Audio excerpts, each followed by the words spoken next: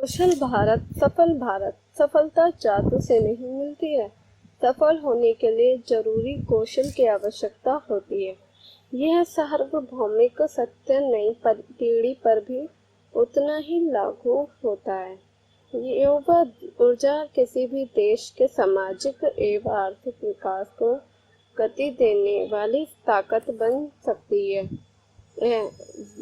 बशर्ते उसे प्रभावी रूप से दिशा दी जाए। कौशल विकास और रोजगार इस ताकत को आगे बढ़ाने के सबसे अच्छे साधन हैं।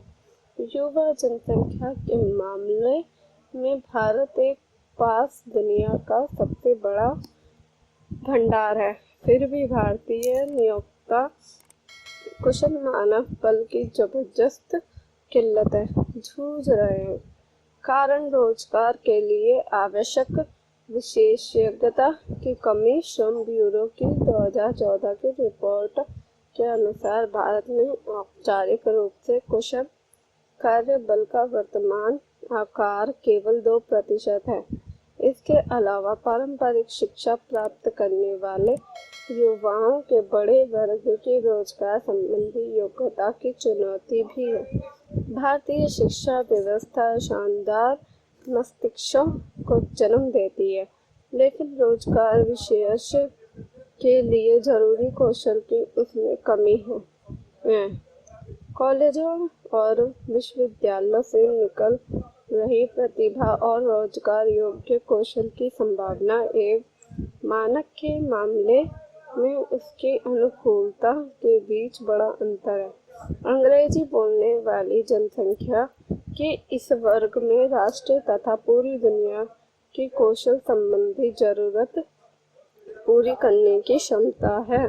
जरूरत है तो सटीक पर्याप्त कौशल विकास तथा परीक्षण की, जो इस ताकत को तकनीक रूप से कुशल मानव बल के सबसे बड़े स्रोत में बदल सकते हैं। सरकार द्वारा आरंभ किए गए स्किल इंडिया मिशन का लक्ष्य कौशल प्रदान करते हुए रोजगार के लिए कौशल कार्य बल तैयार कर इस समस्या का साधन उपलब्ध कराना है।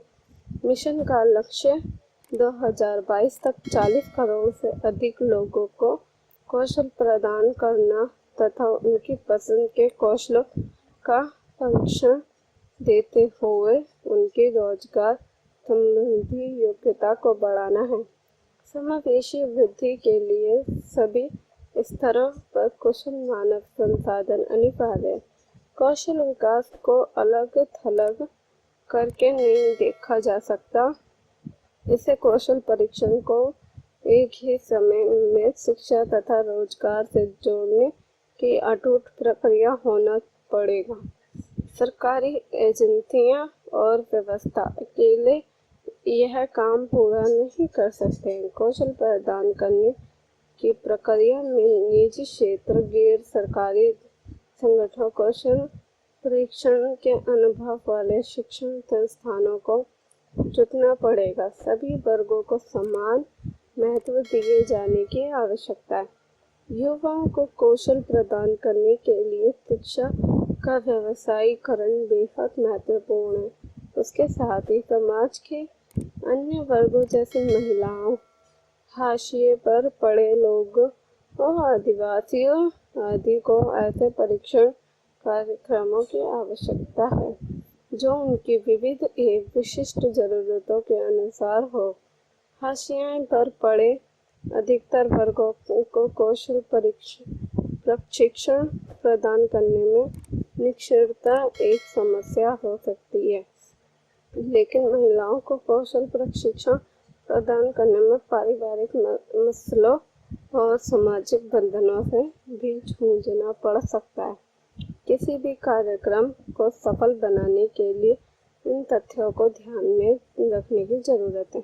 भारत पहले ही उच्च आर्थिक वृद्धि की राह पर चलना आरंभ कर चुका है। इस गति को बढ़ाने के लिए हमें ऐसे कौशल के उन्नयन पर ध्यान देने की जरूरत है जो वैश्विक आर्थिक परिदृश्य के अनुसार प्रासंगिक है।